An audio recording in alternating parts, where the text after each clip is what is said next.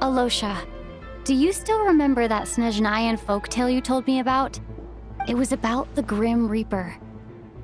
When someone's about to die, he appears as an incarnation of someone familiar to guide their soul into the afterlife. And as soon as you recognize his face, your life is over. I heard a similar tale when I was little. You think the Grim Reaper in this story refers to the ruler of death you mentioned? That's right. In which case, death is near could also mean that the Grim Reaper is here, disguised in a familiar form. Death, the deceased, and the Grim Reaper? So it's a triple entendre. When I first saw this note, I thought it contradicted the investigation report. But now it seems like that was the whole intention. So the Grim Reaper deliberately misled us.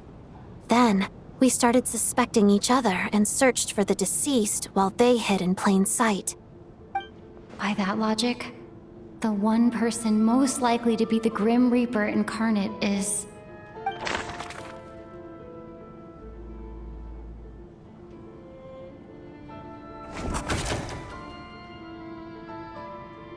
The Reaper is right here among us, and won't leave until everyone's souls have been claimed.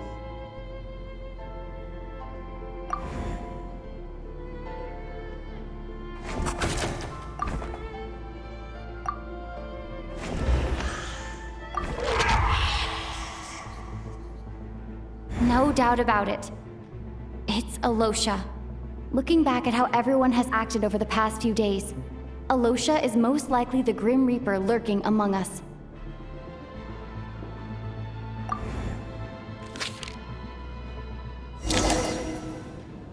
Is it you, Alosha? You were the first to discover the investigation report, and you had plenty of time to slip the note inside to mislead us. So? Surely you can't suspect me based on that alone. What if someone else found the investigation report first, slipped the note inside, and then put it back without telling anyone? There's no denying it. The note could easily have been slipped in much earlier than it was discovered. That's not all. I've also noticed that, although on the surface, Valeri, Mitya, and sometimes I were the ones taking charge of the situation, looking back now, even though you didn't say much, you were always subtly guiding everyone from the sidelines. What do you mean? You were the one who emphasized how dangerous it was outside and insisted we all stay here. It was also you who suggested that we all sleep in the same place. And earlier today, you tried to convince Patashka to stay. I don't understand why, but it was out of character. So, you didn't understand my intentions, and now you're assuming the worst. Seems pretty unreasonable if you ask me. He still won't admit it? Fine. Let's see how he responds to the most damning evidence of all. The biggest question I have right now is, if the Grim Reaper is impersonating Alosha, then where's the real Alosha? When did they switch?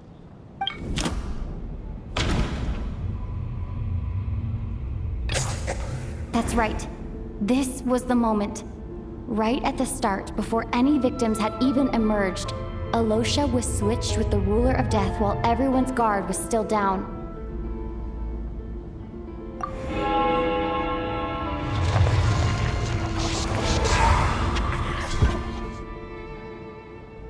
When all this began, right after the performance ended and the snowstorm began to pick up, no one suspected anything unusual.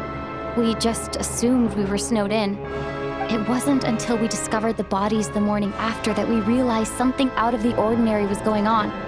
But it's clear now that the oddities actually started earlier than that, when Dimov walked into the snowstorm and never came back. Right. So Mr. Dimov was the first victim, not Sobolova and Torgov. And if we pinpoint that moment as the beginning of this incident, then one thing becomes clear. Alosha, you are the only person who walked into the snowstorm and came back without the help of Vojanitsa's Requiem. More precisely, Alosha never came back at all. The one who came back was the Grim Reaper.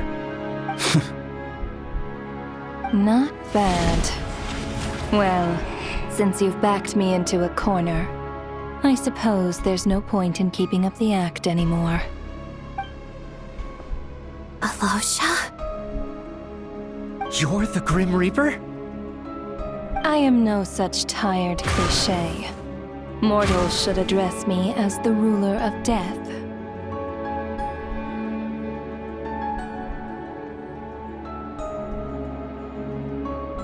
Before being wiped out for good, you identified the two deceased, and even sensed my presence.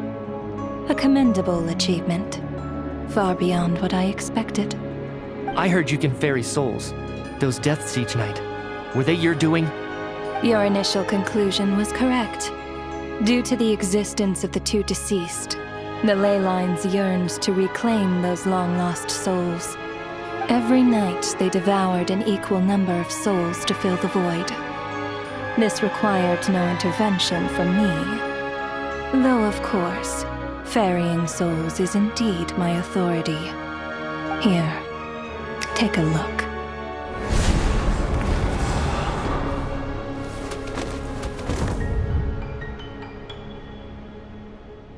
What are you doing? That takes care of today's too. Don't get so worked up. You are already dead, and your souls must return to the ley lines. I know we're already dead. You murdered us, didn't you? Murdered? No. Murder is when mortals usurp my authority. Death is my jurisdiction. If I require someone to die, I need not resort to such laborious methods as murder.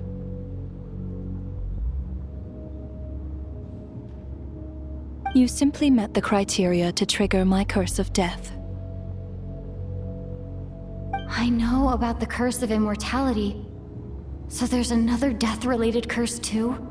You cursed us? When? And why would you do such a thing? So often, humans pray to me, begging to know when their death will come and what form it will take. But few people ask why. If you must have an answer, know that death comes simply because one's time has come. So you're not gonna tell us the truth? Hold your tongue. By all rights, you shouldn't even be allowed to speak with me. Those angels from the past are to blame for the reckless renovation of the ley lines here. It's made my work on this occasion infuriatingly complicated. Work? So trapping us here, making us watch our friends die, that's just another day at work for you? You clearly have a lot of questions. Fine. As a reward for your remarkable accomplishments over the past few days, I shall answer a few of your inquiries, provided they aren't too unreasonable. After the physical body dies, the soul must return to the ley lines for that person's death to be considered complete. My work encompasses the entire process of death, including, naturally, the guiding of souls into the ley lines, with which you are now so familiar. You must also be rather familiar with Natlan's Night Kingdom, I presume? It was I who supported the creation of the Night Kingdom. It provided a convenient means of guiding the souls of Natlan. Here, too, the ley lines connected to the theater underwent some modifications. The angels hoped to make them capable of accommodating the souls of some special creations. But this actually hindered their ability to accept ordinary souls to some degree. This effect manifested itself after you died from the curse in the theater, leaving you stranded in the afterlife, unable to achieve a complete death. But if souls who die from the curse of death fail to return to the ley lines within a short window of time, they will miss their chance for good.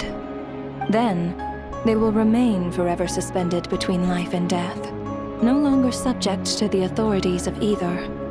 So if you don't resolve this matter soon, and see all our souls return to the ley lines before long, we'll escape your control. Nitya is sharp. This must be what Renova was worried might happen, and the reason she got involved to begin with. But if you have the authority to guide souls, why didn't you just show yourself and get it over with? Why hide among us in the form of Alosha? You seek to understand the mind of a god? Very well. I'll tell you. This is a theater, and I decided I wanted to watch a show about death. That's why I encouraged you to take the events to the stage. I found myself getting quite immersed. I suppose the entertainment you provided makes up for all the trouble you've caused me by being so defiant in the face of death. There. Are you happy with my answer? Can't say I am. Really? But it fits the stereotypes you humans have about gods. Just moments ago, you were complaining about how infuriatingly complicated your work here has been. Work is work, I get it. There are times when it's a huge pain, but you just have to get it done, right? That's a rather unique perspective for a human. You are in fact correct. There is a pain point in this case. Due to the obstruction in the theater's ley lines, there is a hard limit on the number of souls they can receive each day, making it impossible for me to ferry all your souls at once. Revealing my identity too soon would inevitably have led to futile resistance, and there was a risk that any souls who chose to run would disappear. Then there was the issue of the 2 lost souls you called the deceased. The way you resolved that quandary was all part of my design. That's what I don't understand. If all of us were souls of the dead, what made their presence among us special? For centuries, they have refused to return to the ley lines, exploiting the issues created by the angel civilization to resist being drawn in. Centuries of obsession accumulated during this process. You may think of this obsession as the resentment of the dead, and in this quantity, it was a bomb that could have detonated at any moment. It reached the point where I could not afford to leave it unchecked. But the only way to fix it was to help them acknowledge their own deaths, make peace with their regrets, and willingly walk into the snowstorm. Only then, with my guidance, could they finally return to the ley lines. Otherwise, you would not like to know what the consequences would have been. I vaguely remember seeing Patashka, but in the most terrifying form. Was that in a dream? Is that what would have become of her if she hadn't returned to the ley lines? I see your dreams brought you many revelations. So you see, death in fact grants wisdom to mortals.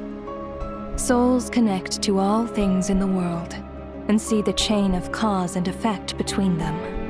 It's nothing unusual. Anyway, giving psychological counseling to lost souls is not my strong suit. That is more of an angel's role. It was something I could not resolve directly using my authority, so I decided it was easier to leave the bomb defusal to you. Meanwhile, of course, their presence caused the souls of other members of your party to return to the ley lines each night. From where I stand, that was killing 2 birds with 1 stone. As both issues slowly resolved one another without me having to lift a finger, all I had to do was stay close by and keep the situation under control. Then use my authority to wrap things up at the end. And, of course, while I was at it, I thoroughly enjoyed watching this drama, dealing with death from a mortal perspective, play out on the stage. Sounds like you had it all figured out, Grim Reaper. I just did the math. You said there's a hard limit to the number of souls the ley lines here can receive each day. It's 2, isn't it? That much is obvious, even to a fool. It's time to review this whole affair. If the ley lines can only take in 2 people per day, I need to go over the deaths from these past few days again.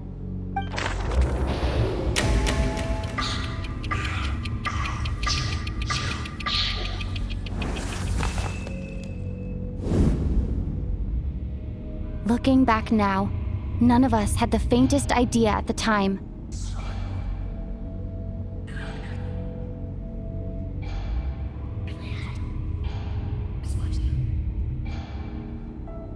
From the moment the staff member named Demoff walked into the snowstorm, the incident had already begun.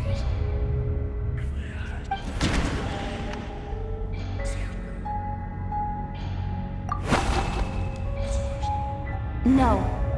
Let me go over this again.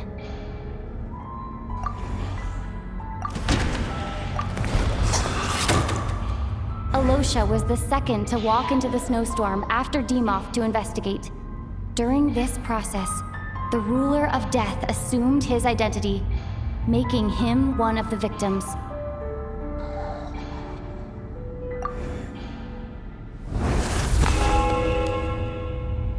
During our first night in the theater, everyone was caught up in the novelty of it all.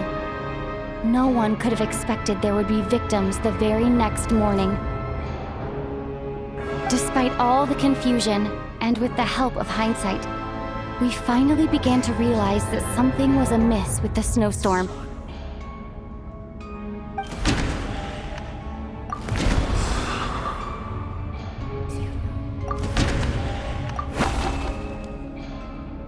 No, let me go over this again.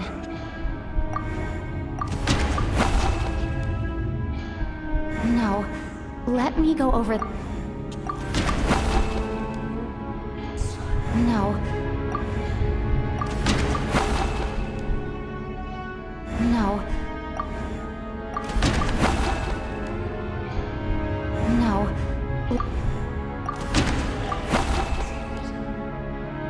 No. Let...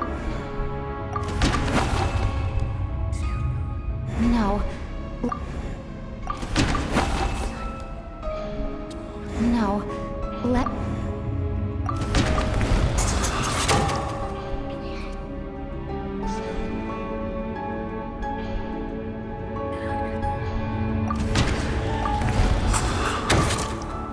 The ley lines devoured Torgov and Sobolova on the first night.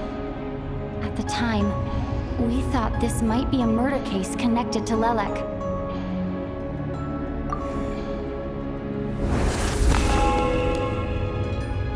Odette and I spoke a lot that night. 3 people were on watch, but in the morning, we discovered that someone had fallen victim all the same.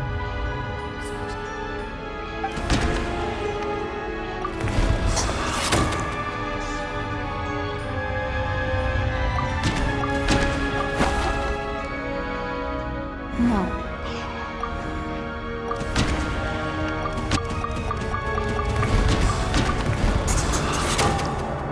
The deaths of Kulish and Ranpana caused everyone to stop suspecting Lelek. Unexplainable phenomena occurred one after another, leading Mitya to suspect that we were caught up in a supernatural event.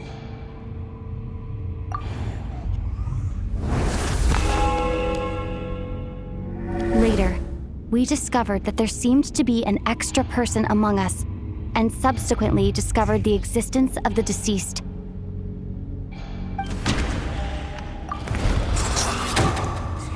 Mr. Schramm realized he was the deceased and walked into the snowstorm to return to the ley lines of his own accord.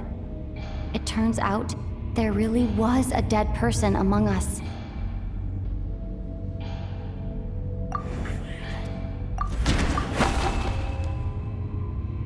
No, let me go over... No, let me go over...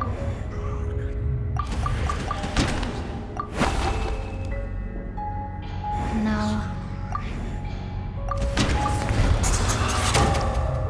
We thought it was all over, but Mr. Valeri's death was a rude awakening for everyone.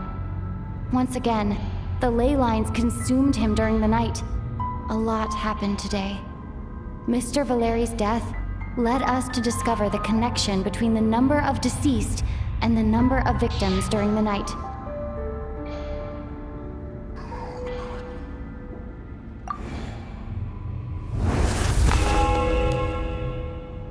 The fact that there was more than one deceased seemed to bring us back to square one. Odette revealed some information she had been keeping to herself.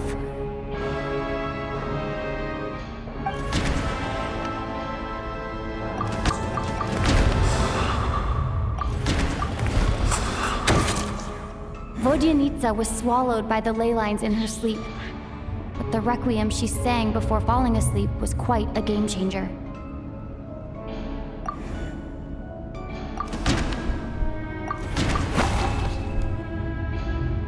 No.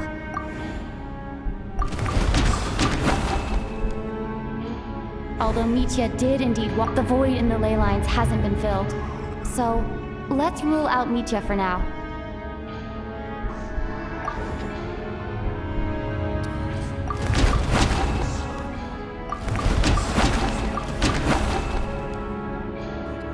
No. Let me go over the... As it happened, Patashka filled the void left by Mitya's return from the ley lines by walking into the snowstorm this morning. The girl I thought was Child's sister, Tonya, turned out to be another of the theater's deceased.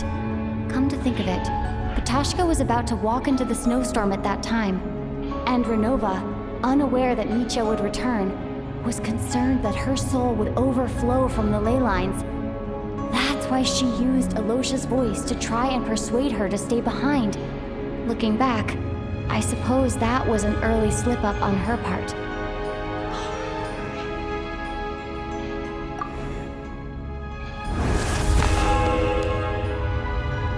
No one could have expected anyone who walked into the snowstorm to return.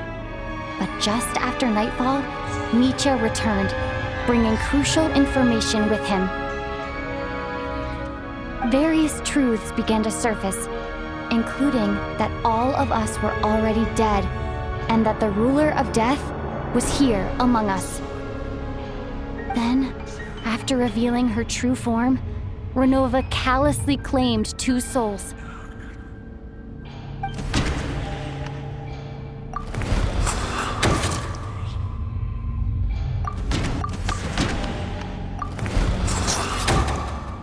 In fact, everyone was already dead by the time we took the photo. And in the days since, we've experienced many more partings in the afterlife. Now, only Mitya and I remain, and the true culprit behind everything still stands before us. In Mitya's eyes, I see the same anger and frustration that I feel.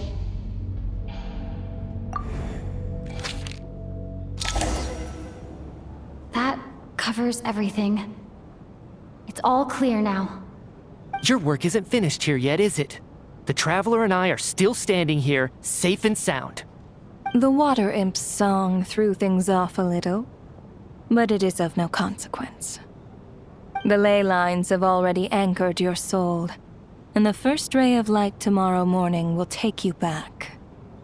I, meanwhile, need to review my attitude towards the Water Imp race. So the reunion in the night that Vodyanitsa mentioned, I suppose that was never meant to be a permanent reunion. That just leaves you, Traveler. My power only allows me to temporarily separate your soul from your body. The ley lines of Tevat would not accept you, and your soul is firmly anchored to your body by your will.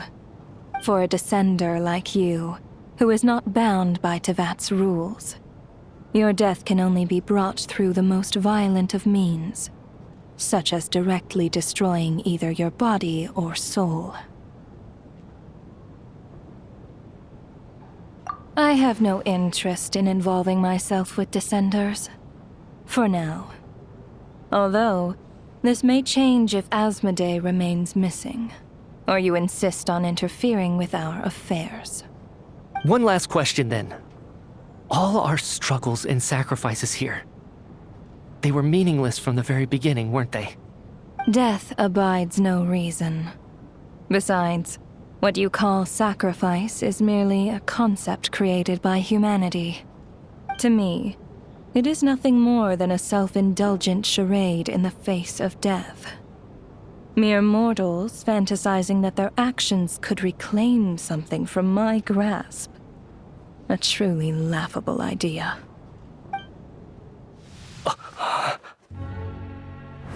Grim Reaper, you really know how to get on my nerves. I'm not here to ingratiate myself with you. I kill, merely because your deaths are necessary. Oh, you've made that quite clear. But humans don't take well to being scorned. Not even by the gods.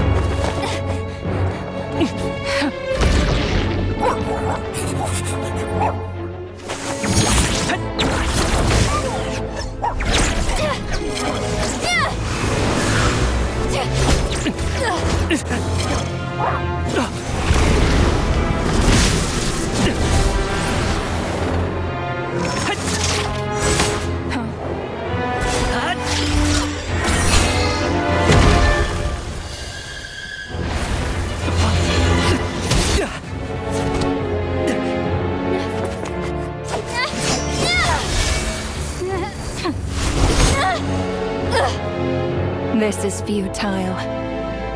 You must know that you are powerless against me in my own domain. I suggest that you save your strength. For what? Maybe we can't change it. But if nothing else, we can at least teach you to have some respect for the dead. Audacious.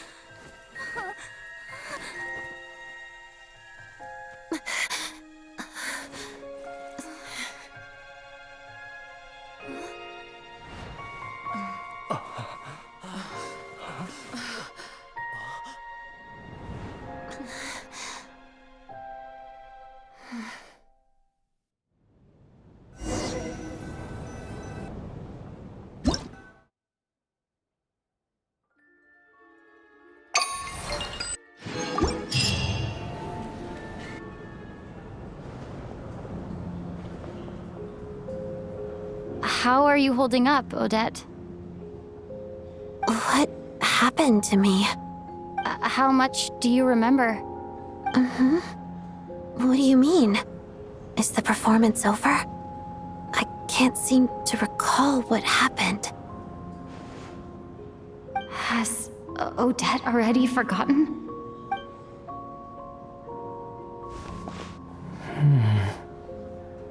Mitya? Oh, I'm sorry. I guess I spaced out there for a second. Remind me who you are? Don't you remember anything?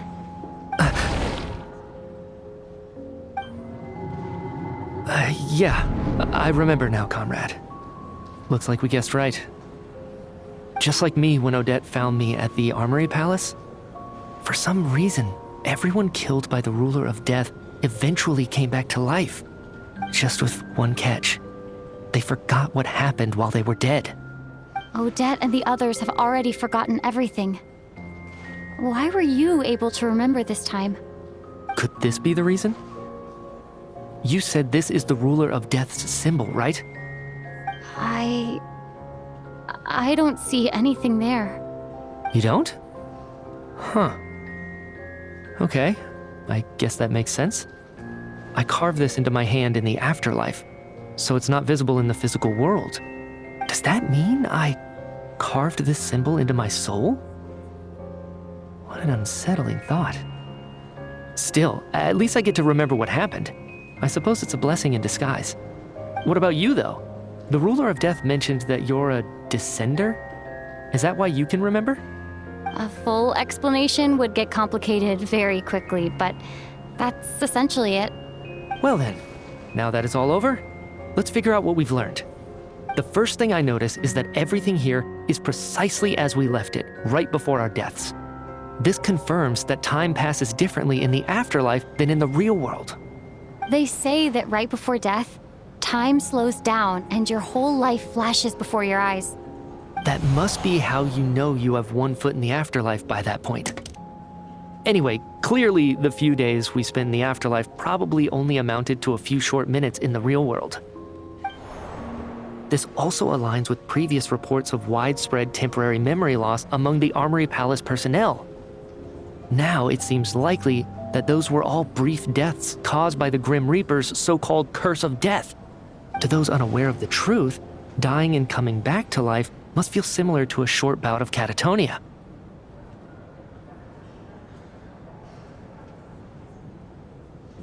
This leaves me with a couple big questions. What are the conditions that trigger this so-called curse of death? And why are we resurrected after we die? If nothing else, I think it shows that killing us wasn't her ultimate goal. We still don't know her true reasons for subjecting us to death. Right. This time only got complicated because of the situation with the theater's ley lines. That's why she had to approach it differently. If the previous incidents of amnesia among the researchers are anything to go by, killing us is usually a pretty routine matter.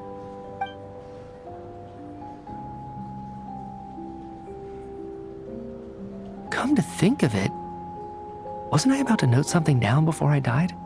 I can't remember what it was, but I think it was something related to my research project. Sorry, Traveler. I'll catch up with you again later. Right now, I have to make a trip back to the Armory Palace.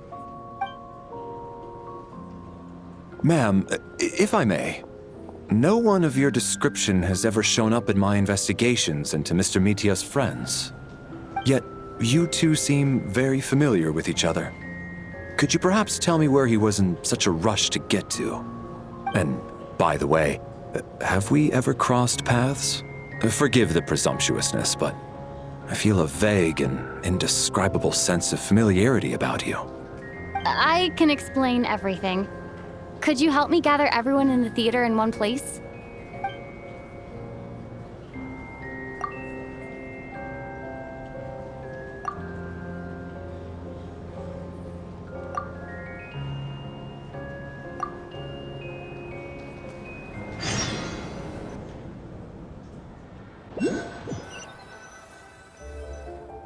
So Chuganov really is going to shut down the factory.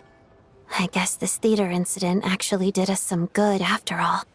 So, you said I promised to take you to the Armory Palace while we were in the afterlife, yes?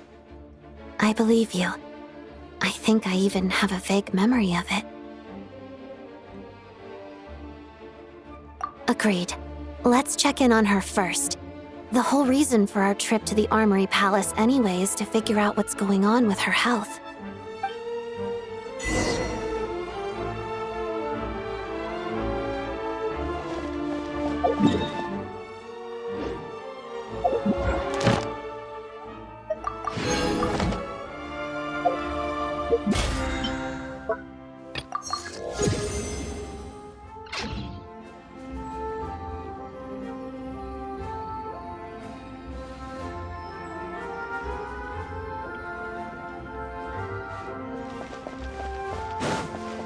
Please show your ticket.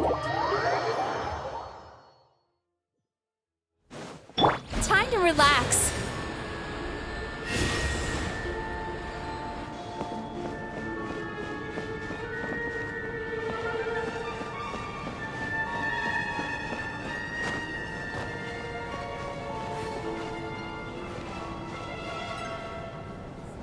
Sweet dreams.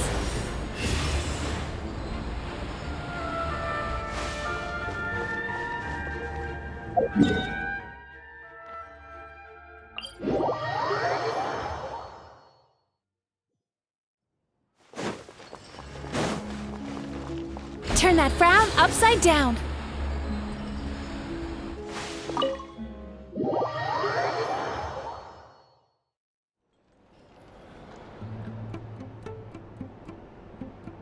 I'm finally back. Even though a long time has passed from my perspective, as far as Paimon's concerned, I probably just went out to watch a very short show. I should keep my emotions in check when I see Paimon again, or it'll seem weird. Wait. The atmosphere here feels off. Shh. Stay quiet.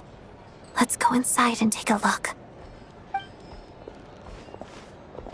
Have we still not been able to notify Child yet? We need new orders. What if that person comes back again?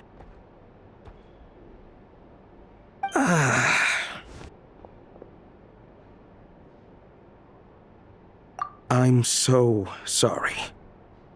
Under the circumstances, there was really nothing we could do.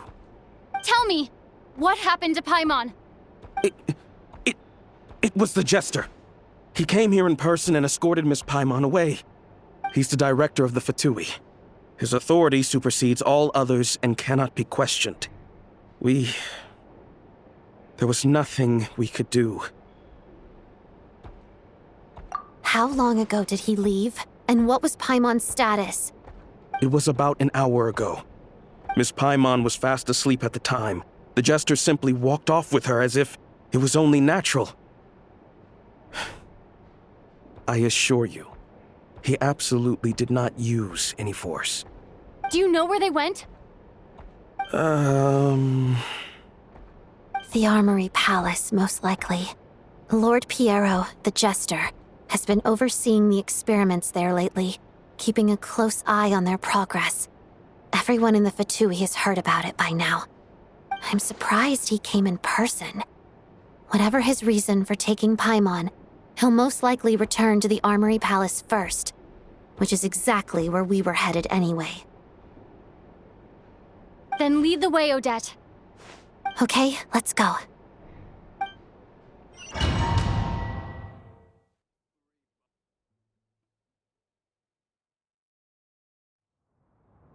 It's just up ahead. Quick, let's get inside. No, I'll go alone. You know I'm planning to force my way in. You're with the Fatui, so you should stay outside. I was hardly planning on taking you through the official channels anyway. I'm here to force my way in, just like you. I may be a Fatus, but I'm also Lelik, enemy of Project Stuja. Paimon's safety is paramount right now. With me around, you'll have an extra pair of hands. There might be devices inside that are easier for an insider to deal with. If you say so. Let's go. There's no time to hesitate.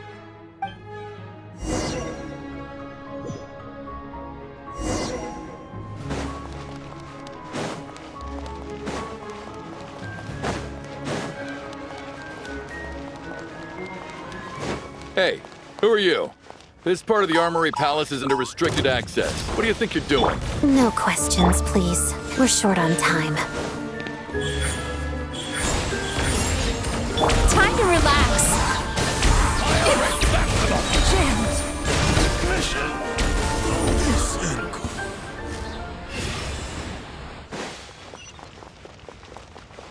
I'll make short work of you. Here comes another. Turn that frown upside down. Yachan, Tachan, let's go!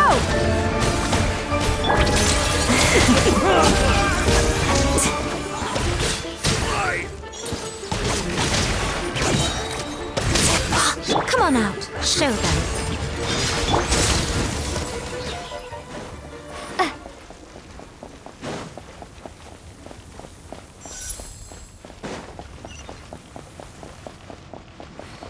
Fear the coming storm.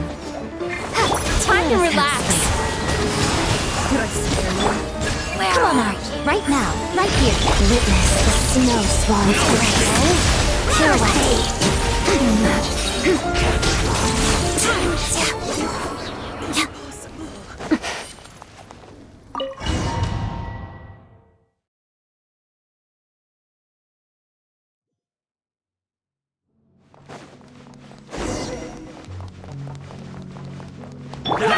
You have a pass? Where are you coming from? So, you're intruders, huh? You blame me for what happens next!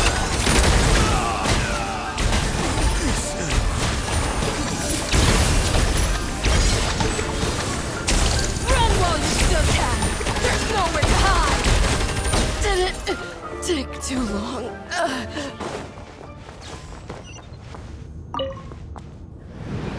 The Armory Palace is hidden this deep in? This place is much bigger than I imagined.